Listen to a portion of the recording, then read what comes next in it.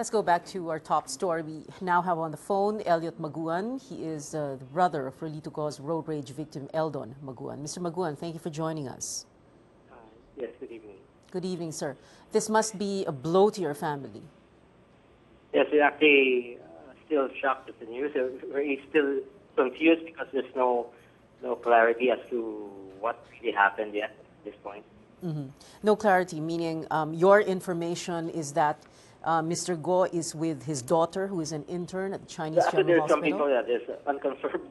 Unconfirmed. People, Okay. Yes, they're telling us that it's not really, because we really find it very preposterous to have somebody kidnapped from within the Right. the prison, the maximum, at least the premier prison center of the Philippines, and to have been kidnapped for ransom. It's really very unusual, and to us, it is ridiculous.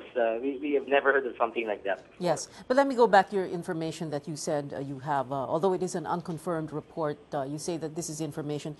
Was this information from someone you know and someone who could be? Well, actually, somebody told my brother about it, and he told me about it. So, so actually, I'm not yet sure about exactly the news. We're actually in a confused state right now because we haven't even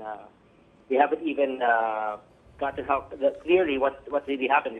Some people are saying he escaped. Some of them are saying that he's been abducted. But what is clear is there's a clear failure in the management of the prisons in Muntinlupa that would allow somebody of his notoriety already for having escaped before to disappear from their control. This is not the first time this happened, right?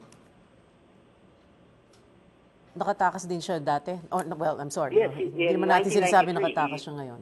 Yes, this is second escape already. This is another escape. This is already his second escape. And actually, there's some people even stating that he might, there's no reason for him to escape because he's in minimum and he might be released. But actually, one of the issues preventing his release is actually the fact that his previous escape is considered an evasion sentence, which under the rules of the Board of Pardon and Parole disqualifies him from any pardon or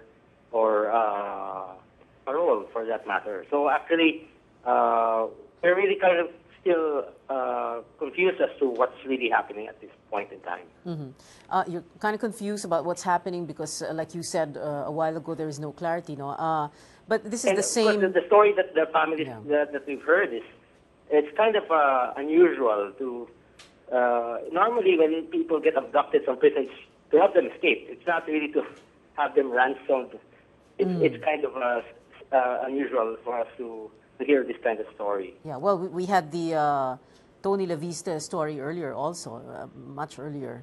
So, and actually, there were already previous reports, I think, covered by some news organizations before there, where during the case of Tony La Vista, he was also videotaped as having special treatment wherein he's, I think they showed that vehicle going out to the compound of the Bilibid prison. So we're not even sure if it was just maybe another case where he just went out and then it was accidentally discovered.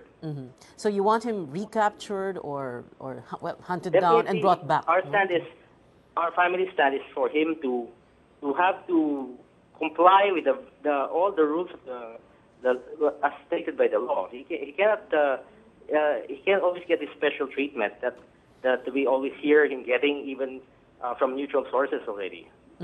The last sentence of your the Maguan family statement is, and I quote, "We believe that the President understands our feelings." Have you been able to speak to President Aquino in the recent past? No, not really. We need that statement because we believe that having been a victim himself of heinous crime, he would understand the victim's feelings regarding this matter. And now that the President is the one in charge of the government who is tasked with implementing basically just the control of the prison system, our hope is that the President would make sure that no one would get away with this kind of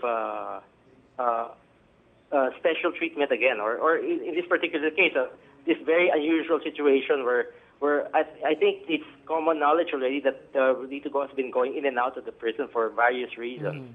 All And right. this could have been the reason why he became unaccounted for today. All right. Thank you very much for joining us tonight, Mr. Elliot Maguan. Thank you. Maraming salamat po. Here's a timeline of events before Rolito Go went missing. This is the National Bilibid Prisons. At around 7:40 last night, convict Rolito Go was seen near the Inanang Awat Church. There was a scheduled head count at around 8 in the evening. Go was not there. Because he is a minimum security prisoner, Go was given time to appear. At around 10 in the evening, guards declared him officially missing. Go is no ordinary prisoner. He was convicted for the fatal road rage shooting of LaSalle engineering student Eldon Maguan in 1991. Last year, he was diagnosed with colon cancer. If proven that Go escaped, prison officials say his early release next year may be reviewed. The Bureau of Corrections is leaving no stone unturned in the search for Go. Officials have coordinated with hospitals and other agencies to check his whereabouts. If Go's family is to be believed, the prisoner is now a kidnapped victim taken from the prison grounds against his will. The Bureau of Corrections is also verifying reports that Go was with his relative Clemens Yu, who is a nurse, at the time he went missing. Superintendent Schwarzkopf doubts Go would escape since he's going to be freed next year. Schwarzkopf says he will have to rely on statements from people who were with Go before he went missing. Solar News learned that there are no CCTV cameras in the area where Go disappeared.